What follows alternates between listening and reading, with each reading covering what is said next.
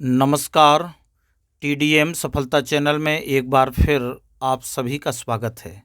आज की इस वीडियो में आप देखेंगे समग्र शिक्षा ब्रिज कोर्स 2025-26 गणित विद्यार्थी कार्यपुस्तिका कक्षा 9th समग्र शिक्षा अभियान सेकेंडरी एजुकेशन लोक शिक्षण स्कूल शिक्षा विभाग मध्य प्रदेश। तो इसमें आज हम एक नया चैप्टर देखेंगे, ज्यामितीय आकृतियों की समझ। तो ज्यामितीय आकृतियों की समझ में आज हम इस वीडियो में जो विद्यार्थियों के लिए कार्यपुस्तिका दी गई है, इसमें देखेंगे ज्यामितीय आकृतियों की समझ। तो इसके पहले हमने ज्यामितीय उपकरणों का परिचय किया। अब हम उन ज्यामितीय उपकरणों के द्वारा जो अपने परिवेश में और आकृतियों को हम देखेंगे और उनको समझने का प्रयास करेंगे। तो देखते हैं कार्यपत्रक 1 में प्रश्न पहला है, परिवेश से रेखाखंडों के 4 उदाहरण लिखिए। तो हमारे परिवेश में जो रेखाखंड से संबंधित उदाहरण हैं, तो हम 4 उदाहरण कुछ इस प्रकार से देंगे। तो रेखाखंड से संबंधित जो हमारे परिवेश में 4 उदाहरण होंगे, तो पहला है आपका पेंसिल, यानी पेंसिल एक रेखाखंड का ही उदाहरण है। और छड़ी जो होती है वह भी कैसी है, एक रेखाखंड है। सुई भी रेखाखंड की तरह होती है। और चौथा पेन जो आप देख रहे हैं, ये भी एक क्या है, रेखाखंड है। दूसरा प्रश्न है, अपने आसपास 3 रेखाखंडों को खोजकर उन्हें नापिए। तो हमें 3 रेखाखंडों को खोजना है और उन रेखाखंडों की लंबाई मापना है। तो हम किस प्रकार से उत्तर देंगे? तो पहले रेखाखंड में हम देंगे पेंसिल, यानी रेखाखंड की जो लंबाई होगी पेंसिल की वह 14 सेंटीमीटर। दूसरा है सुई अर्थात 4 सेंटीमीटर। और तीसरे में जो रेखाखंड का नाम है चौक 7 सेंटीमीटर। इस प्रकार से आप दूसरे प्रश्न का उत्तर देंगे। प्रश्न क्रमांक तीसरा है, जे आपका एक चित्र बना हुआ है। ऊपर बॉक्स में बने किन्हीं 2 बिंदुओं को मिलाकर, ये आपके बिंदु बने हुए हैं, इन किन्हीं 2 बिंदुओं को मिलाकर रेखाखंड बनाइए तथा उसकी लंबाई लिखिए। हमें इसकी लंबाई लिखना है और रेखाखंड बताना है। तो यहाँ पर रेखाखंड बनाएंगे और उसका हम नाम देंगे। तो यहाँ पर रेखाखंड 1, रेखाखंड 2, रेखाखंड 3, रेखाखंड 4 और उन सभी रेखाखंडों की यहाँ पर हम लंबाई लिखेंगे। तो किस प्रकार से हल करेंगे? तो सबसे पहले हमने 2 बिंदुओं को मिलाकर रेखाखंडों की रचना की। तो हम नीचे यहाँ पर बताएंगे, रेखाखंड 1 है आपका AB, जिसकी लंबाई है 1.5 सेंटीमीटर। हम स्केल की सहायता से इस बिंदु से इस बिंदु को नाप लेंगे। इसके बाद दूसरा है आपका CD रेखाखंड, जिसकी लंबाई है 3.3 सेंटीमीटर। तीसरा है PQ रेखाखंड, जिसकी लंबाई है 3 सेंटीमीटर। और इसके बाद दिया है RS, जिसकी लंबाई है 1.6 सेंटीमीटर। इस प्रकार से विद्यार्थी 66वें पृष्ठ के अभ्यास को पूर्ण करेंगे। अब आगे हम कार्यपत्रक 2 देखते हैं कि दिए गए चित्र अनुसार खुली ऑब्लिक बंद आकृति लिखिए। तो दिए गए चित्र के अनुसार यहाँ पर हमें कुछ चित्र दिए गए हैं, जैसा कि आप वीडियो में देख रहे हैं। ये पहली आकृति है, दूसरी है, तीसरी है, चौथी है। तो हमें चित्र के अनुसार खुली ऑब्लिक बंद आकृति बतानी है। तो हम इस बॉक्स में लिखेंगे कि कौन सी आकृति खुली है और कौन सी आकृति बंद है। तो स्पष्टतः यानी जिसको हम एक स्थान से दूसरे स्थान, यानी जब तक हम उसी स्थान पर नहीं पहुंच जाएंगे तब तक वह हमारी आकृति खुली होगी।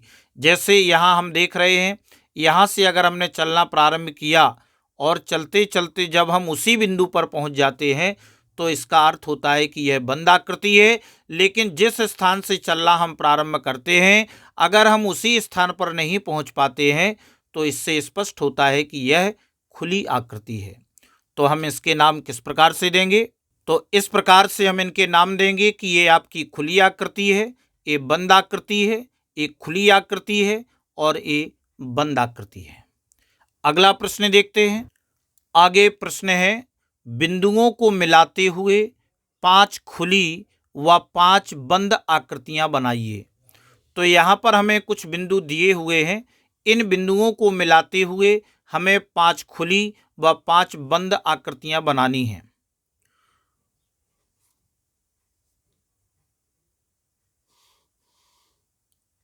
तो प्रश्न के अनुसार हम बिंदुओं को मिलाते हुए 5 खुली व 5 बंद आकृतियों को बनाएंगे।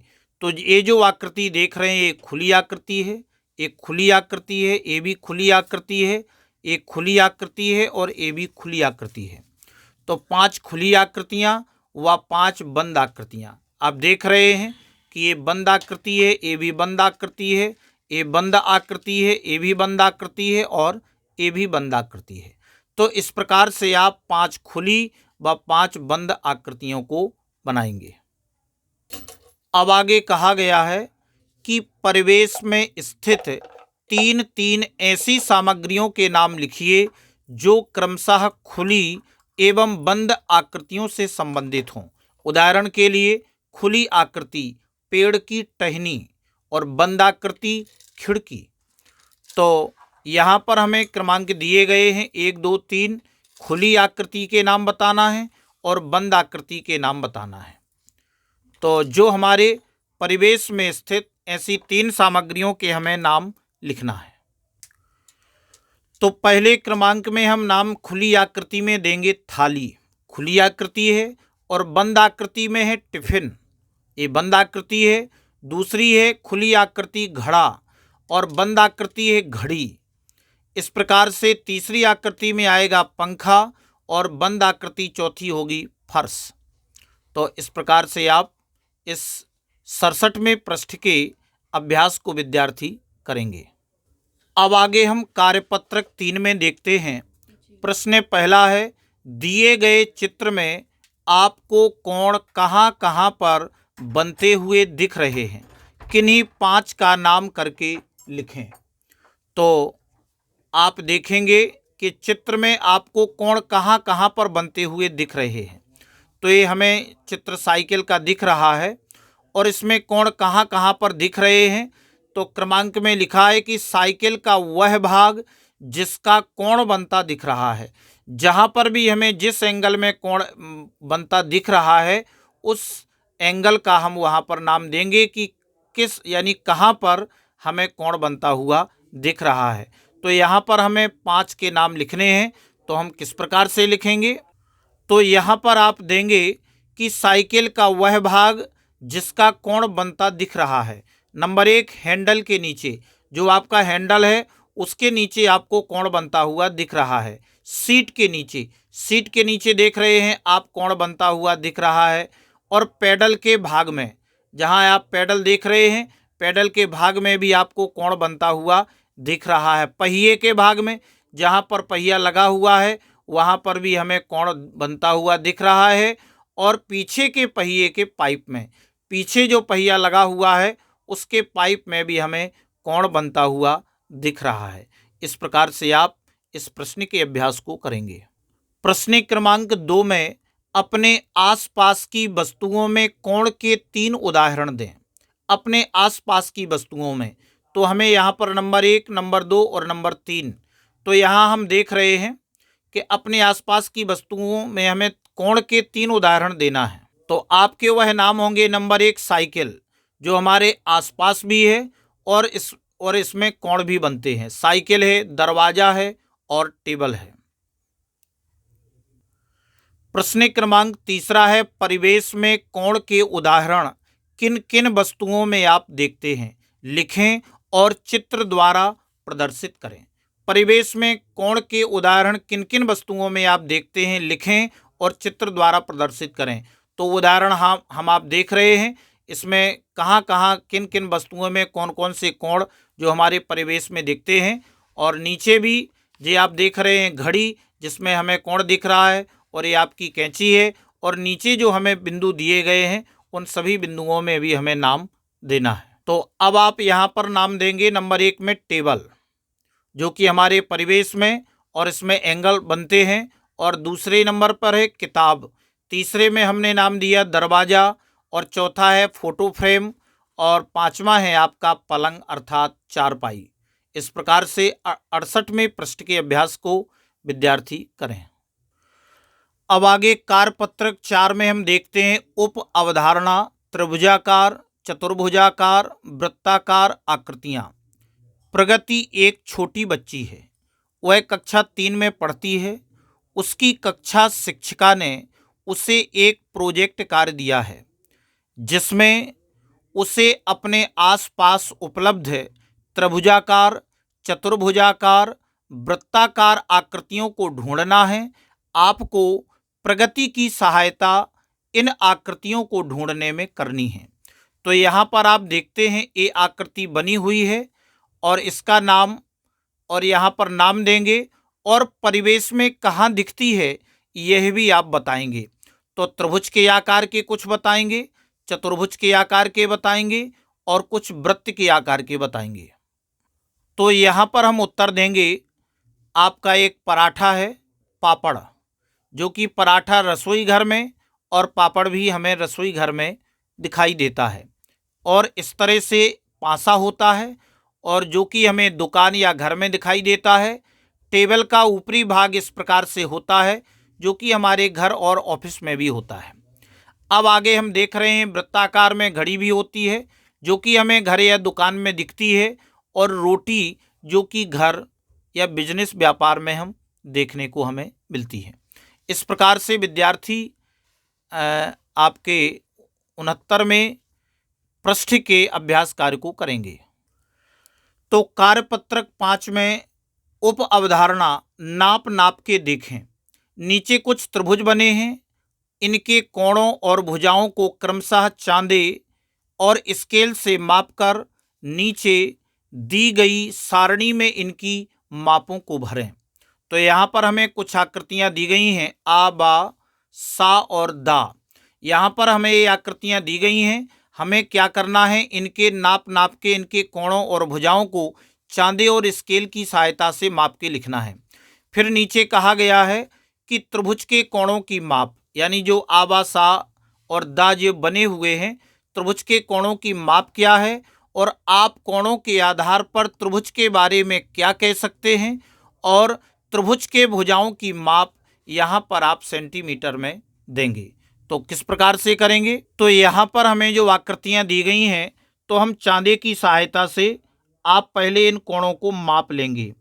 आप देख रहे हैं कि यहाँ पर जो कोण की माप दी गई है, चांदे से आपने इसको रखा, और आप जिस भाग को ढकते हैं उसी भाग से गिनना प्रारंभ करते हैं। तो 40, 40 से 1 और 2 42, यानी ये आपका 42 सेंटीमीटर हो गया। और इधर से भी आप अगर इसको नापेंगे तो यहाँ से भी आपको 42 दिख रहा है, और इस प्रकार से जे जब आप इस यहाँ पर रख कर के आप नापेंगे तो जी आपको कोण 96 डिग्री का मिलेगा। तो यहाँ पर अब स्केल की सहायता से आप भुजाओं को भी नाप सकते हैं, क्योंकि पिछले वीडियो में हमने आपको रेखाखंडों को नापना और कोणों को बताना बहुत अच्छे तरीके से समझाया है। तो आप पिछले वीडियो भी देख सकते हैं। आप देख रहे हैं कि ये जो भुजा है वह आपकी 3.5 सेंटीमीटर है, देख रहे हैं।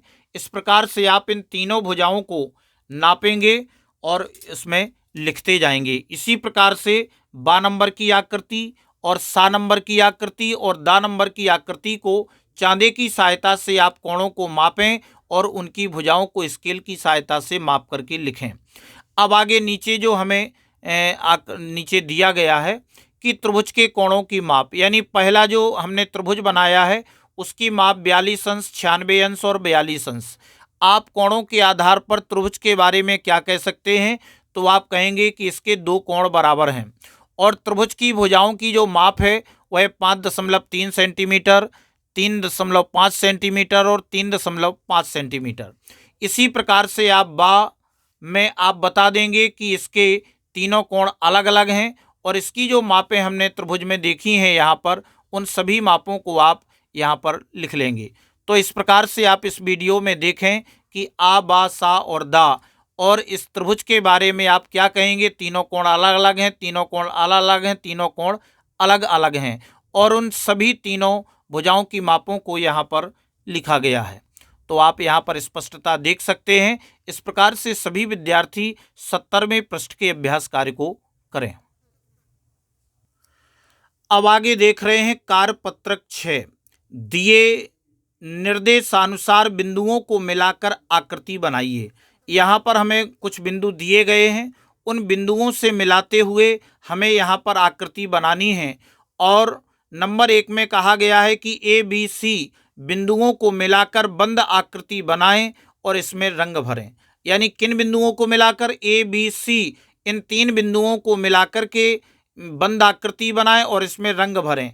इसमें कितनी भुजाएं हैं और कितने कोण हैं ये बताना है। दूसरी आकृति में कहा गया है कि DEFG इस आकृति को मिलाकर के बनाएं और इसमें रंग भरें। तो आप इस प्रकार से दिए गए निर्देशों के अनुसार आकृतियों को बनाएंगे और इसकी भुजाएं और कोणों को लिखेंगे। तो किस प्रकार से आप करेंगे देखते हैं। तो दिए गए निर्देश के अनुसार हमने बिंदुओं को मिलाया। आप देख रहे हैं ABC, इस बिंदुओं को मिलाकर के एक बंद आकृति बनाई। DEFG इसको मिलाकर के और IHJKJ इस प्रकार से आप आकृतियां बनाई हैं और इसमें कहा गया है कि ABC बिंदुओं को मिलाकर बंद आकृति बनाएं। तो हमने सबसे पहले ABC को मिलाकर के बंद आकृति बनाई, तो इसमें 3 भुजाएं और 3 कोण हैं। इसके बाद दूसरे में कहा है DEFG, तो DEFG इसको मिलाकर के जो आकृति बनाई है और इसमें रंग भी भरा है, तो इसमें 4 भुजाएं और 4 कोण हैं। तीसरे में कहा गया है HIJKL, आप देख रहे हैं HIJKL इस आकृति को मिलाने के बाद हमने इसमें रंग नहीं भरा है, तो ये आपके लिए है, आप किसी भी रंग का चूज करके आप इनको भरेंगे। और इसमें 5 भुजाएं और 5 कोण हैं। इसके बाद फिर है MNOPQR बिंदुओं को मिलाकर बंद आकृति बनाएं और इसमें रंग भरें। तो MN देख रहे हैं MNOPQR इनको मिलाकर के हमने बंद आकृति बनाई है और रंग इसमें आप अपने मन का भरेंगे और इसमें भी 6 भुजाएं और 6 कोण हैं। तो विद्यार्थी इस 71वें पृष्ठ के अभ्यास कार्य को करेंगे। अब अंत में हम अधिगम परीक्षण के माध्यम से ज्यामितीय आकृतियों की समझ करेंगे। प्रश्न पहला है, अपने आसपास की ऐसी कोई 2 आकृतियां लिखिए जो कोण प्रदर्शित करती हों। तो यहाँ पर हम बताएंगे पहले नंबर में दरवाजा जो कि कोण आकृति प्रदर्शित करती है और दूसरा है फर्श के कोने जहाँ पर हम कोणों को देखते हैं। इसके बाद प्रश्न दूसरा है, अपने आसपास स्थित कोई 5 चतुर्भुजाकार वस्तुओं के नाम लिखिए। अपने आसपास स्थित, तो आप देखेंगे नंबर 1 टाइल्स जो चतुर्भुजा के आकार की होती है और दरवाजा भी चतुर्भुज के आकार का होता है और पलंग चतुर्भुज के आकार का होता है और संदूक और अलमारी जे हमें चतुर्भुज के आकार की 5 वस्तुएं की आप उदाहरण देंगे। इसके बाद प्रश्न तीसरा है, कोई 4 वृत्ताकार वस्तुओं के उदाहरण दीजिए। तो आप बताएंगे पराठा, बोतल का ढक्कन, चूड़ी, गेंद जो कि वृत्ताकार वस्तुओं के उदाहरण हैं। प्रश्न चौथा है, चांदे की सहायता से पता लगाएं कि न्यून कोण, अधिक कोण व समकोण लिखिए। तो आप यहाँ पर चांदे की सहायता से बता सकते हैं कि ये जो सीधा एंगल बना हुआ है यह आपका समकोण है और जो 90 अंश का होता है। और इसके बाद जो न्यून कोण होता है जिसकी माप 0 अंश से अधिक और 90 अंश से कम होती है वह न्यून कोण होता है। तो इसको चांदी की सहायता से नापने पर हमें यह 50 अंश का प्राप्त होता है। और ये जो अधिक कोण होता है जो कि अधिक कोण यानी कि 90 अंश से अधिक और 180 अंश से कम होता है वह अधिक कोण कहलाता है और इसकी माप नापने पर हमें 115 अंश प्राप्त हुई। इसके बाद 5वां प्रश्न है, त्रिभुजाकार आकृति बनाकर कलर व छायांकित कीजिए। तो यहाँ पर आप त्रिभुज के आकार की आकृति बनाएंगे और उसको छायांकित करेंगे। तो इस प्रकार से इस वीडियो में बस इतना ही। नेक्स्ट वीडियो में हम अगले नए चैप्टर के साथ होंगे। अगर आपको वीडियो अच्छा लगा हो तो वीडियो के लिए कमेंट और शेयर अवश्य करें। धन्यवाद।